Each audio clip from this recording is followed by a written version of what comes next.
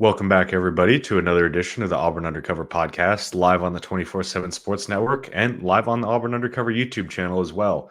Christian Clemente here, joined tonight by Jason Caldwell. Monday night, after what was a very eventful weekend on the Plains, Jason, we expected it to be, with obviously a dozen official visitors coming in. Everyone wants to know about Juju Lewis. We will get to that shortly. But right behind him in terms of importance going into the weekend, and arguably just as important just on the defensive side of the ball, was Eric Winters. He was the main name that everyone was keeping an eye on going into it. At times, schools like Georgia and Miami made some moves throughout the spring, but we've favored Auburn here for close to 12 months. Honestly, it's been really since last fall. I mean, it is coming close on a year where Auburn has been the favorite. And pretty much as soon as he shows up on campus on Friday, he commits. That was what all the bat signals were. Hugh Freeze sending some tweets out, stuff like that. Goes public with it Saturday. Jason, this is a guy that we've seen play basketball a couple times. Really, really athletic. Can do it all on defense. Can do a lot on offense as well, to be honest. But he's going to be a really, really good safety for Charles Kelly, and he can do more on defense as well. Yeah, just a football player and just a complete athlete, period. You mentioned him playing basketball. He's a guy that really got better on the basketball court. And we've seen him the last 2 years in basketball. We've seen him the last 2 years in football. And, looking forward to seeing him this season as a senior in football. But we've seen him play quarterback. We've seen him play safety. We've seen him play some running back, some wide receiver, linebacker. I mean, he's been all over the place. This spring, we saw him at both safety and linebacker. And his ability to cover and do those things is what makes him kind of a different kind of guy. You start throwing around the name Derwin James, and it's pretty impressive because that's the guy that we've heard comparisons to. Big safety, can step inside the box. He could come off the edge if you want him to. I mean, he's a guy that does, I would say, some Keontae Scott type things, but he's a guy that weighs, going to weigh 215 pounds.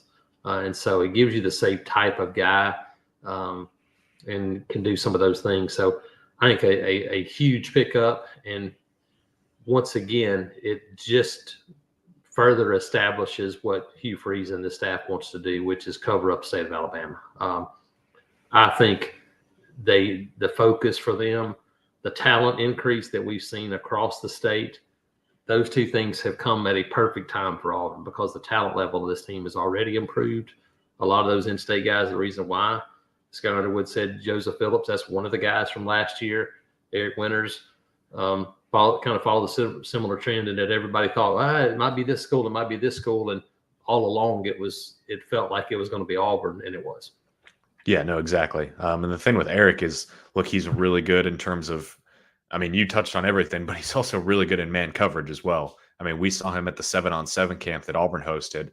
The thing that really stuck out to me was Cedarian Morgan, the really talented 2026 receiver out of Benjamin Russell, was kind of torching Enterprise, to be honest.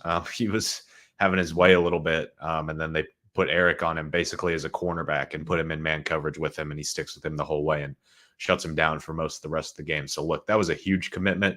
Gets a lot of buzz when you have guys all on campus, some flip targets, some other uncommitted guys, and the guy that everybody wants to know about in the chat, Julian Juju Lewis, the 5-star quarterback from Carrollton. There was a question in the chat. I will hit that real quick. How far of a drive is it from Auburn to Carrollton? It is about an hour and 40 minutes. It is very quick. Right, kind of go to LaGrange and then just shoot on up.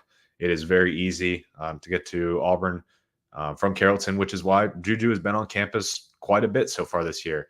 He came for a basketball game in January, came about 2 or 3 times throughout the spring as well. If I'm remembering correctly, was on campus for the 7-on-7 camp with his team last Thursday. And then he was back this weekend, obviously, for his official visit. Now, we did not get a chance to talk with him. He declined to interview afterwards, which is totally fine. But from talking to people that were around him and people that have mingled with him throughout the official visit and guys that are important in that recruitment, it seems like Auburn continues to sit in a pretty good spot here, Jason. I've had him in a position. I've had him around the warm to kind of hot phase from my big boards that I do every Thursday on auburnundercover.com. But I don't want to say Auburn is the team to beat because there's still a ways to go here, but I do think Auburn might be in. I mean, this is going to sound stupid after what I just said, but I think Auburn might sit in the most advantageous spot as of right now. Yeah, I think it, especially other than USC. I think you go if there's somewhere that he may wind up other than USC. It feels like Auburn would be the team right now that would be the most likely landing spot. Yeah, and it may depend on the next couple of weeks. I get the feeling that this one's going to either be done one way or another and go, hey, I'm over with, done with, because whether it be USC or Auburn or whoever, you want your quarterback to be in. I'm not looking around anymore. Come join me. And that's that position that it takes that. And I think the schools are going to go, hey, okay, we need to be in. Let's go. And so I think we're getting closer to that point where you go, okay, well, even if you're USC, go, look, we don't need you flirting around with anybody else. You let us know if we're your school, then we need you to start working. Auburn will be the same way. So I think we'll know maybe a little bit more clarity here in the next couple of weeks. Yeah, so he'll officially visit Colorado this upcoming weekend. Elite 11 is this week, so he'll do Elite 11 straight into Colorado. Someone mentioned in the chat that the schools that Auburn is competing against are very far away from Carrollton, which I don't know how important staying close to home is. Jason, I know you talked with him at the 7-on-7 camp, and he did mention that it would be easier to stay closer to home. So he did. He mentioned that and said, look, that and it's one thing to do it and go, hey, an extra couple of hours. It's another thing to go Indiana, Colorado, USC. I mean, those are quite. And hey, and the other part of it is that from Carrollton to the airport isn't a whole lot different than it is from Auburn. I mean, it's not like Carrollton is not a suburb of Atlanta, and so it's a different take. So even flying, you're talking about to go, I'm going to fly to Indianapolis and drive to Bloomington.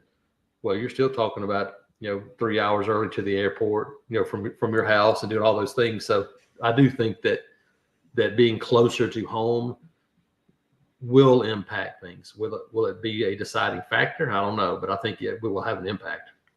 We're going to lump two of these questions together a little bit. One is more of a statement, but one from Kenneth. He would help bring in top receivers and running backs. And then Sky mentioned Juju's dad, I believe, did a story with Steve Wiltfong saying that some of the top recruits in the country contacted him and said if he commits, they would join him. That's something that, honestly, we've been hearing since back in the spring. We have not revealed any names for obvious reasons, but I've had a couple of different recruits from various sources and other things like that basically said they'd be in at Auburn. And some of them committed elsewhere. They said they'd be in at Auburn if Juju was in at Auburn. So that's why when we've mentioned where the class could rank, what Juju could do for things, that's what we've been saying. Look, there are a lot of guys. Juju is a brand name in recruiting in high school football, and as he will go into college football, he is a brand name that people want to play with. Obviously, they know just how good of a player he is as well. So if you're a good receiver, good running back, good tight end, whatever, you want to be having a good guy throwing the ball to you as well. So we'll see what happens. Like Jason said, I don't think this one will stretch on too much past, maybe the end of July. I think by the end of July, probably at that rate, we'll know, we'll have a better idea one way or the other where things are headed. Because I don't think Auburn will wait extremely long past that, but we'll see. Moving on from him, there were a dozen guys on campus, about 50-50. I think it ended up being 7 commits once Eric was there. So it was just over 50-50 in terms of guys that Auburn was still recruiting and guys that were committed. There was 5-star linebacker Duke Johnson, who's committed to Alabama. But Jason, the next name that I want to touch on real quick is Herbert Third Scroggins. Third is his nickname. That's what everyone calls him. That's what we'll call him on the board, call him on the show, whatever. Teammates with Jacoby Ward over there at Benedictine Military School in Savannah. He's already seen North Carolina, already seen Georgia Tech. We'll see Miami this upcoming weekend. And then he said the 24th or the 25th, so next Monday or Tuesday, he's going to tweet out a commitment. He's not going to give a time or anything like that beforehand. He's just going to roll with it. And this is a guy that Auburn has put quite a bit of pressure on at the Buck linebacker spot, and definitely feel like Auburn sits in a pretty good spot to land him. Even though he is going to Miami next weekend right before his decision. It seems like Auburn is the team to beat as of right now. Yeah, really, a guy that has a ton of upside, really athletic, guy that plays with some violence. And I think you're right. I think fit, personality. This has been a guy that has kind of been, I don't know, trending a little bit under the radar some, but not for Auburn. This is a guy that they've liked for a while and kind of been waiting to get him back on campus for that official visit. So, would be another big addition. And I think a guy that will continue to gain in terms of rankings as it goes along and people get a chance to see him. And, we've talked about a few guys that remind us of some guys we've seen the last couple of years that by the time they got to the All-Star games, that they were in a different stratosphere in terms of rankings. I think he's one of those guys that could be that guy this year. Yeah, I think more people just need to get eyes on him. They need to see his size a little bit. People think he's a little bit smaller than he is, measured in around 6'2", a little over 6'2", and around 235 pounds. And he definitely looks pretty darn good in person for a future edge rusher / buck linebacker. So I think Auburn sits in a good spot there moving into his decision about a little over a week away. Mentioned him earlier, Duke Johnson, Daryl Johnson from Dodge County, Georgia. He is a 24/7 Sports composite 5-star. He's a 4-star in the 24/7 Sports rankings. Been committed to Alabama since this spring. Raised some eyebrows maybe a little bit when 10 days after he committed to Alabama, he visited Auburn this spring. But he has been pretty vocal about his commitment to Alabama really ever since then. He's already officially visited Alabama, officially visited Auburn this weekend. Has a strong connection with DJ Durkin, Kenyatta Watson, some of those other guys as well, but feels like a solidly uphill battle. I will say I think Auburn's definitely in it. He said that his quote was he was probably going to come back for Big Cat and probably for a game this fall as well. So look, Auburn's in it. But if you're talking about the Mike linebacker position, which is where Auburn's recruiting this guy, I like Auburn's chances more with Elijah Melendez, the Miami commit. But look, you still keep recruiting Duke Johnson. You get him on campus as many times as possible. And Jason, you kind of just see where things go from there. Yeah, I think it's one of those guys that it might be October and you go out and play really well early in the season. The guy like this goes, that's what I've been waiting on. We've talked about that with a few guys going, hey, there may be a couple of those guys that want to see, okay, have they taken the next step? And if you do, then they're like, okay, I see it. I'm all on board. Let's roll. He could be one of those guys. I think he sees everything that he wants out of Auburn. It's just, can you go that and flip it? I think he may be one of those guys that wants to see it in action. It could be one of those where you start off 4-0, get him on campus for the Oklahoma game, win that one, and all of a sudden you see some dominoes falling in places from some guys that, well, maybe you were hoping to get. He could be a guy like that.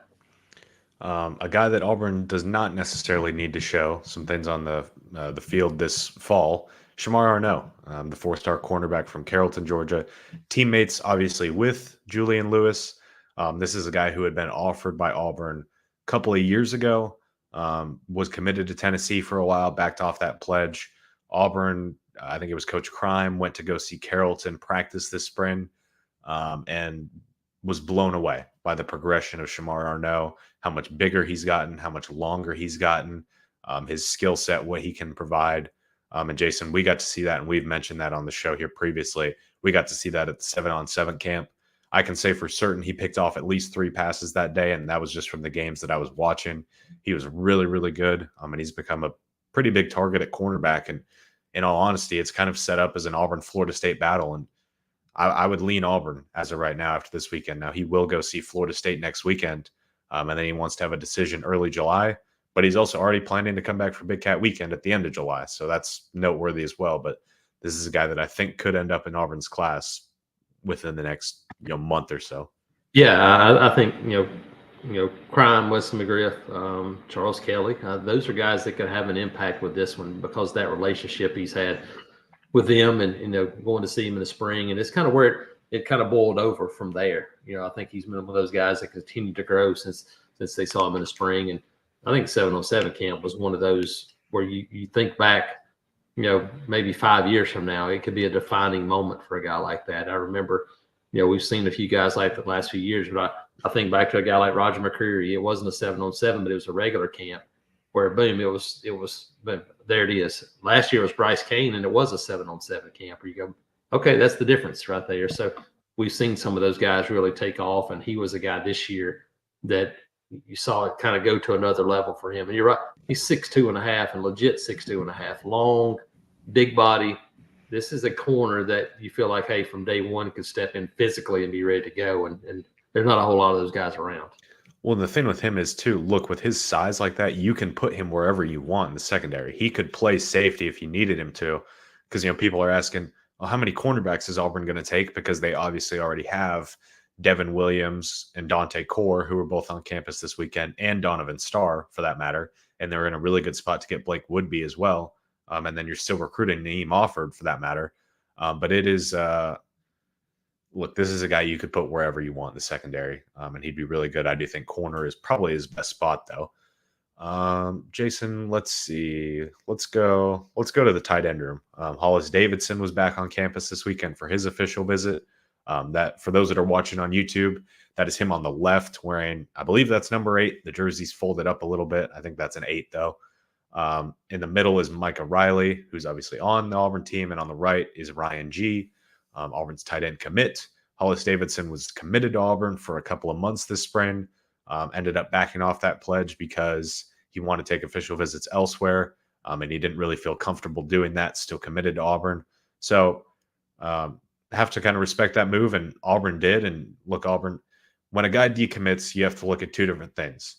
Is the school going to, the first most important thing, is the school going to continue recruiting them? The answer with Hollis Davidson is absolutely yes. B, is that recruit, why did they decommit? Are they still interested in this school? Did they move on for other reasons? What's going on there? Well, the answer to both of those questions is yes. Auburn is still very interested in Hollis Davidson, and Hollis Davidson is still very interested in Auburn. He just wanted to see some other schools, experience some other stuff.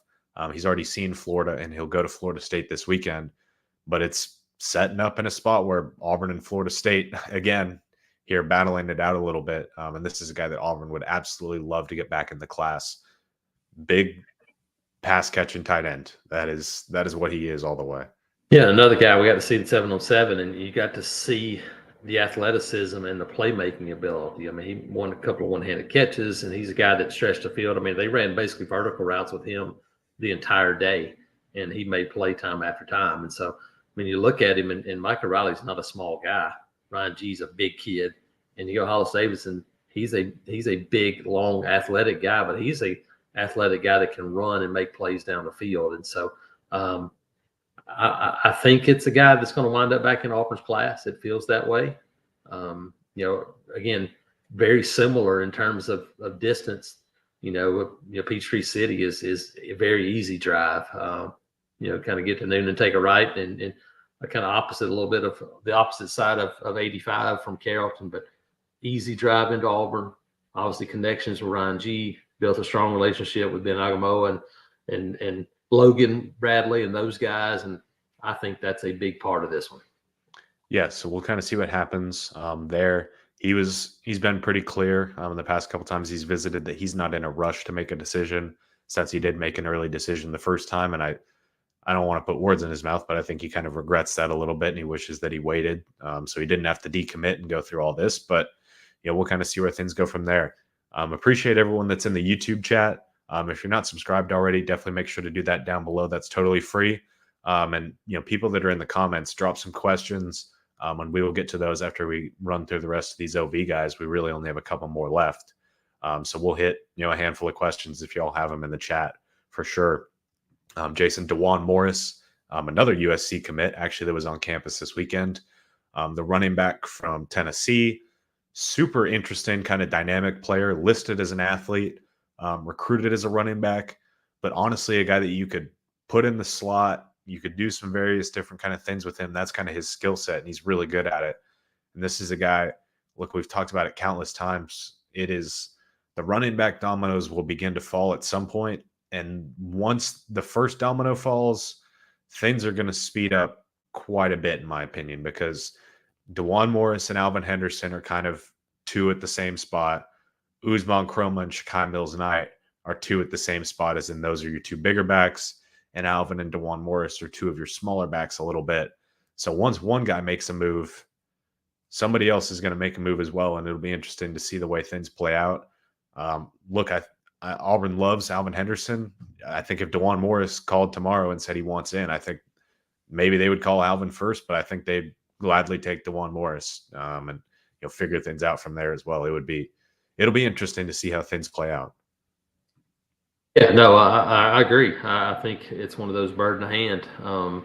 You get similar guys, get guys in a class to build around, and I think that's part of it. And so, a guy that don't know as much about, we've seen Alvin Henderson a lot more. Obviously, he's been around a lot more, but talented guy. And you're right. I think in a perfect world, you go bigger back, smaller back. I think that's the perfect world scenario for Auburn, and they've kind of set themselves up to get an opportunity to do those things. And so it'll be really, really interesting. Heck, maybe the next few weeks, and it feels like now that much of this recruitment is going to be done before these guys start playing their senior seasons, and so we will have a whole lot more balls to drop here in the next few weeks, and they just. I mean, these guys start practicing, some of them probably in 5 weeks or so. So it's going to be a quick process. Yeah, one guy that I want to touch on who took a midweek official visit last week, and it became even more noteworthy after the weekend when his teammate Eric Winters committed, is Zion Grady. Been recruited as an edge rusher. He is honestly growing into more of a defensive end the bigger and bigger that he gets. But that doesn't really matter in terms of how Auburn is recruiting him, because Josh Aldridge coaches the buck linebackers and the defensive ends. So Josh will keep recruiting Zion Grady and then figure out his future position from there if Auburn were to land him. But Jason, this is a guy who's kind of been all over the board a little bit, but definitely feel like Auburn sits in a pretty good spot, and getting Eric Winters only kind of boosts that. And I know you talked with Eric, and Zion was one of the first names that he mentioned in terms of who he's recruiting to try and get to join him in the class. Yeah, this is a guy that was at Charles Henderson, now at Enterprise, now teammates with Eric Winters. Auburn, again, he is a guy, in-state prospect. You go, hey, make a priority, and he's a guy, one of those guys that's been made a priority.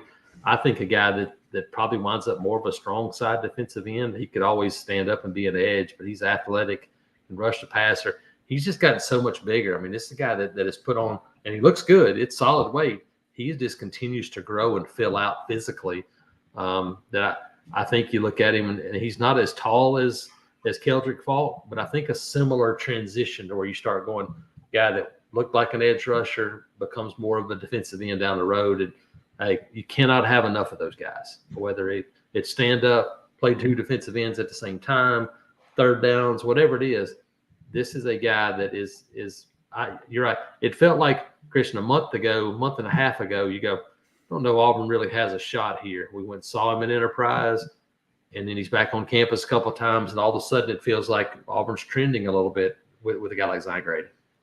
Yeah, and then back to this weekend, should touch on the commitments that were in town as well. For those that are watching on YouTube, on the top row, left to right is Carday Smith, Ryan G., JJ Falk, and then Eric Winters. And then on the bottom left, Dante Core, bottom right is Devin Williams. It was all really positive stuff talking to those guys, to be honest. Carday Smith said he's still hearing out USC, and he will go out there next weekend. And he's looking at FSU and Mississippi State still as well. But he said he's locked, ain't no switching, was his quote. So we'll kind of keep track of him. But Auburn seems to continue to sit in a good spot. Both Ryan G. and Dante Core officially tweeted out and made it news that they were shutting down their recruitment, that they were done talking to other schools, and that was that. Devin Williams is going to go visit Texas this upcoming weekend. He said that was mainly kind of protect himself and make sure that for the future he has options and whatnot. But he said it would be really, really tough, especially after this past weekend, for any school to change his mind. He said, I think his quote about Texas was, "I don't think they really have a chance," is what he said. And then JJ Falk is still hearing out Alabama, Florida State as well. But look, Jason, we had a pretty good feeling all along that if the situation was right, Keldrick Falk would end up at Auburn. And when Hugh Freeze got here, that was what happened. I feel the same way about JJ Falk. while he would probably only overlap with his brother for a year, because Keldrick could very easily be a 3-and-done guy and then go to the NFL. It's not all about his brother. It's about the connection to Auburn that he's built with Josh Aldridge, DJ Durkin, Hugh Freeze, all of those guys. And it would be a huge surprise to me personally. I'm not saying it can't happen, but it would be a huge surprise if he were to go somewhere else. Yeah, I agree. I think big surprise. He said, "Hey, I'm gonna visit Alabama." And then he basically proceeded to say, "I've known Christian Robinson a long time. He's been good to me. I told him I'd take a visit, and I'm gonna take a visit." And that's kind of what that feels like with Alabama. Like his brother, it always kind of felt like Florida State for a little while, and now it's been more Florida. And so I think there's some schools in there. I'll go past surprise. I'd be shocked if JJ Falk didn't sign with Auburn in December and be on campus pretty quickly after that. Yeah, so let's hit some of these questions from the chat here real quick, Jason, because we've got a decent little collection of them. Look, guys, tonight is going to be a little bit of a shorter show. I think at the end of this week, before I go on vacation and Jason gets ready to go on vacation as well, we'll do a lawn show. We'll go live. We'll post for questions on the message board as well, and we'll recap anything you want to know from at any point of the summer. But this is mostly kind of from this past weekend. One person in the chat, Dangerous Dylan, I really hope we start stacking more 4-stars. These 3-star guys seem like leftovers. Dylan, I don't know if I necessarily agree with that statement, because if you look at the 24/7 rankings for Auburn's class, Malik Autry, 5-star. JJ Falk is number 46. Eric Winters, 53. Jordan Crawford, 93. Tyler Lockhart, 141. Devin Williams, 149. Tavares Dice, 163. Carday Smith is 243. Donovan Starr is a 4-star. Roderick Scholl is a 4-star. Ryan G is a composite 4-star. Bryce Diaz, yes, there's a 3-star. Dante Core, 3-star. Spencer Dolan, 3-star. Ty Buster, 3-star. So you have 4 guys that are 3-stars out of your 15-man class. You can't load up everywhere, and guys like Ty Buster and some of those other guys are guys that Auburn likes quite a bit. So I get what you're saying. But look, some of these 3-stars, like the other question he had in the chat, who do y'all think will commit next and when? The answer for that for me is third Scroggins all the way, because we know for sure that he is going to commit sometime early next week. Yes, he's a 3-star, but Tennessee really wanted him, but he wasn't super interested in Tennessee because he's also very interested in academics, and they didn't fit what he was looking for. But then you're competing against Miami and North Carolina, and those are decent schools to be competing against in recruiting. So I get what you're saying, but I would probably disagree with it a little bit. Here's one from Brad. Do you think Caleb Cunningham lands at Auburn? That is a great question. In all honesty, on June 17th, I would probably favor Auburn a little bit, Jason. But this is one that I still think has a lot of twists and turns, and I really don't. Look, I'm going to do a mock class either this week or early next week, and he's going to be in it at receiver, but it's going to be at a low confidence level. Yeah. He is very impressionable. Every school that he's gone to see so far, he's seen Florida, he's seen Tennessee, gave glowing reviews of them. But when he also gave glowing reviews of them, he said Auburn is still the leader, which is interesting. So Auburn kind of has to hold on there. If you get a guy like Juju Lewis, I think that really boosts your chances there. But there's still so many twists and turns there. He's not in a hurry to make a decision. So we'll see what happens. But Jason, kind of what's your take? Yeah, I think it's I think whether it's Juju or you get your quarterback, in this class, and those guys have a chance to bond, I think that could have a big part in this one. And I think we mentioned him a couple of weeks ago talking about it. He could also be one of those guys that if in week 2 or 3 you've gone out there and you've thrown the ball a lot, and Cam Coleman has made plays, and maybe Perry Thompson made a few plays, and you see, hey, we're going to throw it and we're going to spread it around, then I think it could have an even bigger impact on a guy like that early on in the season. Here's another one from a different Brad, actually. The chat's loaded up with Brad's tonight. Auburn's going to have to win games this year to hold on to the class. Absolutely correct. You cannot afford another. I think you need to get to 7 wins to solidly keep your class intact for the most part. Yeah, I don't think it would fall apart. But I mean, you need to win games no matter what. Sooner or later, you're going to have to do that, and you're right. And so it's not just about the class; it's about everything you have going on. I mean, you got to show the next step. You don't have to go win 10, but you need to be better than you were last year. And yeah. If you do that, that would be, I think, showing some progress. A couple more here from James. The 4 stars have a chance, or the 3 stars have a chance to get their 4 star. Absolutely correct. And that goes along with what Brad was saying. Will Winters get a 5th star soon? In terms of the rankings updates, I don't think they're doing one until maybe middle of senior season here. I don't think there will be another rankings update for a while. So in terms of soon, no. Can he get a 5th star? Yes. Now, do I think he will get one? Probably not, because hybrid guys like that are maybe a little tough to project and sometimes get dinged a little bit in the process. But look, if you look at the 24/7 rankings, he's the number 53 player in the country. The rankings, the top 32 are 5 stars to emulate the first round of the NFL draft. So he's, the way I say it is 33 to 50, you're a fringe 5 star guy. You're basically right on the cusp there. He's 3 spots out of being kind of a fringe 5 star. So he's got a chance to. Do I think he will? I'm not on the rankings committee. I don't do any of that, thankfully. But Jason, I mean, he's got a shot, but I wouldn't necessarily count on it. But look, in terms of Auburn's rankings, Auburn thinks he's a 5 star. Auburn loves him. Absolutely. I think I think he's one of those guys. He'll be close. And sometimes it might take going out and having a 150-yard rushing game against Auburn or Central Phoenix City, or having a 2 interception. Sometimes it takes doing more than, you're right, because That it's or hard. It's all-star hard. games. Yeah, it's hard sometimes because teams are going to go, well, I'm not going to go that direction, and sometimes the stats don't back it up, even though the impact on the game is still there. So it's very different than being a wide receiver, a quarterback, a running back, even a defensive end. So if you look at it, sometimes a corner, and you go, that's the best corner in the country. Well, he didn't have an interception. Well, that's because nobody throws it his way. Sometimes it does. Those things don't correlate, and it's hard to make that jump when the numbers don't quite show up. Another question here from Dylan. Do y'all go by 24/7 rankings or 24/7 sports composite rankings? Because they're vastly different. I'll be honest, we kind of switch back and forth between the rankings depending on Just the guy. whichever one's the highest ranked.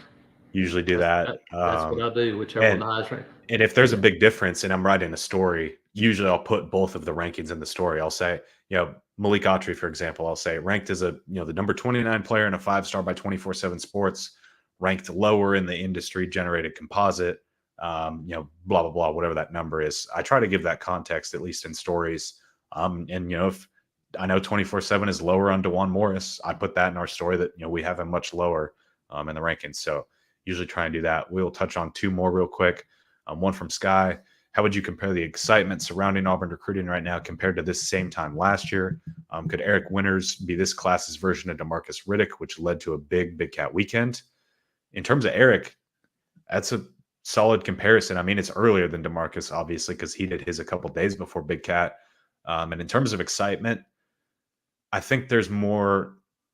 Last year, I think it's more expectation. Last year was hey, could it happen? Yes. I think people have seen it happen now, and you go, okay, that this very possible that you could do this, this, and this because we've seen it happen. And so I think it's more a little bit more expectation. Yeah, I think it was what I was going to say is last year you had maybe a quiet confidence. Maybe you're like, I think we could pull this off. Now this year it's like, we can pull this off. There's no I think about it. And that's, kind of how the Auburn staff is approaching things. Last one that we're going to hit on tonight is from Sean. As far as the in-state guys go, how many of the top 15 in-state Alabama players do you see signing with Auburn this year? Great question. So let's run through. This is the 24/7 rankings for clarity. So Naeem Offord is number 1. He's committed to Ohio State. Jason, I'll go down the list. Naeem Offord, I'll say no. As of right now, I do not see him signing with Auburn. They are in it, but I don't see them signing or him signing with Auburn at the moment. Jared Smith is number 2. That one's a toss-up for me because I think Auburn is beginning to make a move there. He's expected back on campus tomorrow, actually on Tuesday, the 18th, when people are probably mostly listening to this. Jason, I would probably lean no, but you're definitely in it. You have 3, 4, and 5 committed with Malik Autry, JJ Falk, Eric Winters. So you have those guys. Zion Grady is 6. I think you could absolutely get him. We'll tab him as a yes for right now. Derek Smith is 7. Committed to Alabama, visited Auburn. Probably still lean Alabama there. Jordan Crawford is committed at 8. Anquan Fagans is 9. The expectation there is that Auburn will be able to land him. Antonio Coleman is 10. I think Auburn has a real chance still there. Obviously, formerly committed to Auburn, flipped back to Alabama, but you've got a chance there. Anthony Rogers, the running back committed to Alabama, is number 11. Stick with Alabama or somewhere else. I don't think he ends up with Auburn, to be honest. So say no there. CJ May is 12. Auburn's not really recruiting him too heavily. KJ Lacey is 13. If you move on, if you can't get Juju Lewis, I think you would get KJ Lacey. But as of right now, I think you can get Juju Lewis. So I will say no to KJ Lacey. Micah DeBose is 14. Not really recruiting him too much anymore on the offensive line. And then Carday Smith is 15. So going down the list, you have Carday committed, Jordan Crawford committed, Malik, Jacaleb Falk, Eric Winters committed. So you already have a third of the top 15 in the state of Alabama committed to Auburn. Zion Grady, I would tab as a yes. Would you agree with that? I'll say that you can get him. I think that's very realistic. Yeah. So that would put you at 6. Anquan Fagans would put you at 7. So you can get to around 50% of the top 15. And then can you flip an Antonio Coleman? Can you flip a Derek Smith? Can you make a move with Jared Smith? What about Naeem Offord? Yeah. So I agree. There's some possibilities back and forth in that group. I was sitting here going back and I was like 8 to 9 out of the 15. I think you could get 8 or 9 of those guys by the time the dust settles. And if you did that, feel pretty darn good as good as the talent level is in this state. So I could see 8, 9. Give yourself, over half of the top 15 guys in this state would be a pretty darn impressive, haul in 2025. Yeah, and Alvin Henderson is number 17 in the state rankings for that matter. Which I think will change before it's over with. We'll see. So look, you've got a really good chance. You're already winning the state of Alabama right now with 5 of the top 15 guys committed. Within the top 10, you obviously already have 4.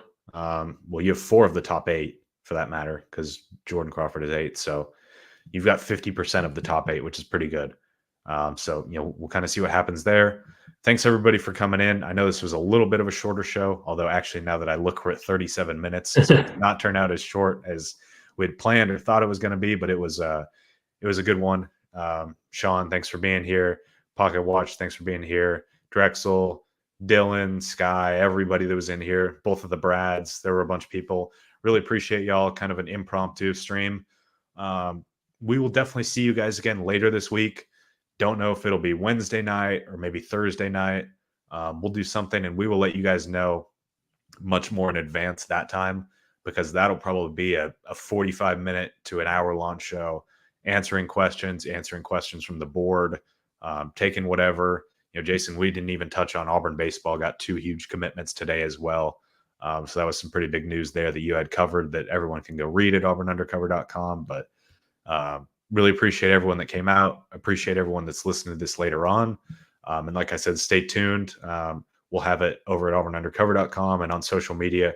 Whenever we decide to do another show again later this week and go live, we'll definitely make sure to let you know and catch you guys again here soon in a couple days.